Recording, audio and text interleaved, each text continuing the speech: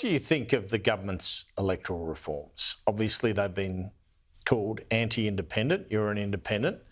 You're a bit different from some of the other independents who get money from Simon Holmes Accord. What's your view of them? Look, I think that from my perspective, I spoke about it last week in Parliament, that when I ran, I had none of the backings of the big names. I invested my own money, and it cost me in total about $180,000 to run that campaign in May 2022 for posters and all that stuff. What I found was quite concerning was the money that got given to incumbency. So myself and all the other current MPs will benefit from this public fund. Yeah, they're lifting it. That's right. They're lifting it funds. Exactly, and also the administrative fund that we're going to get apparently $30,000 each to administer our seat. So we thought, well, we'll be in a privileged position to have this financial support, and yet if you're an independent, if I started and I had nothing, how am I going to do it when I'm going against somebody who's already there, established, and also have the support, the public funds to actually run the campaign?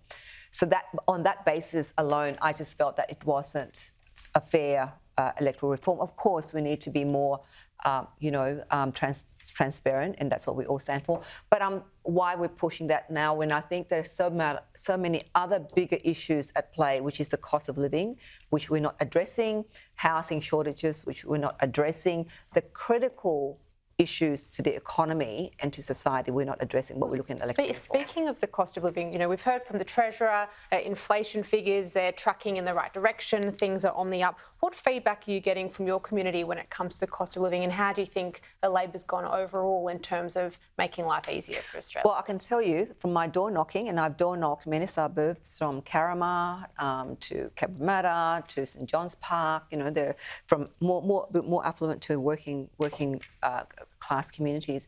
The issues they have predominantly raised with me is that Labor have just they're very frustrated with Labor, and a lot of them were Labor voters who said we're not going to vote for Labor. And I thought, well, you didn't vote for me last time, that means, but they're not going to vote for Labor at the next election because they have seen the skyrocketing, costs in energy bills. Their energy bills have gone up a lot.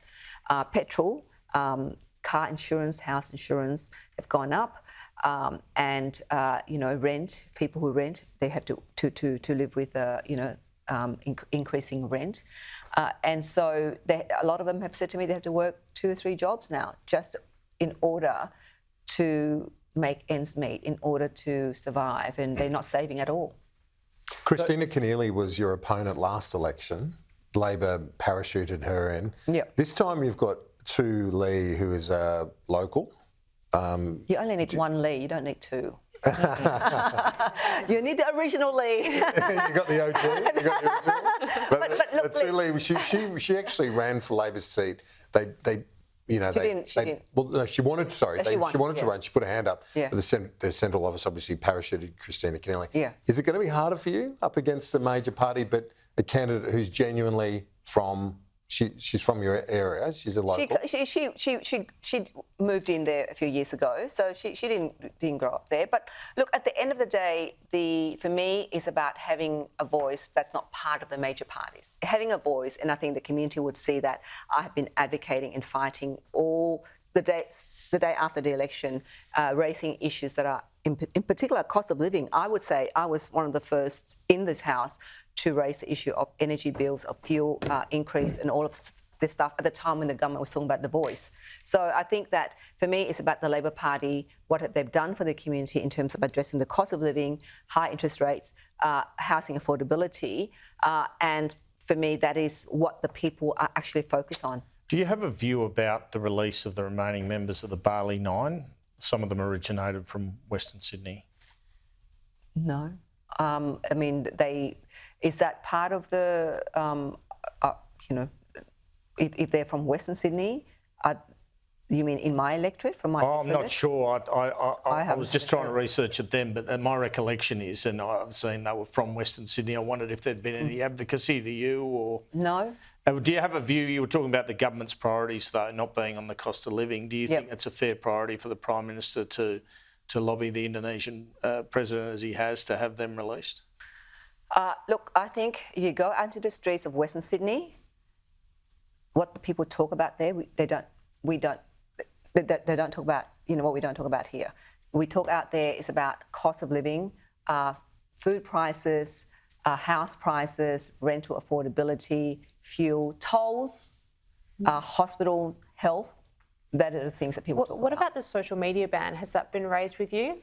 Actually, the disinformation and the social media ban are the two, in the 3 years that I've been there, I don't receive campaign emails at all for many issues, but these two constituents have emailed me, which was surprising. And also, because I'm on social media, so they will be messaging me, so please do not vote for it, please do not vote for it. On the social media age ban? Yes, as well as the I call the MAD bill, misinformation and disinformation bill.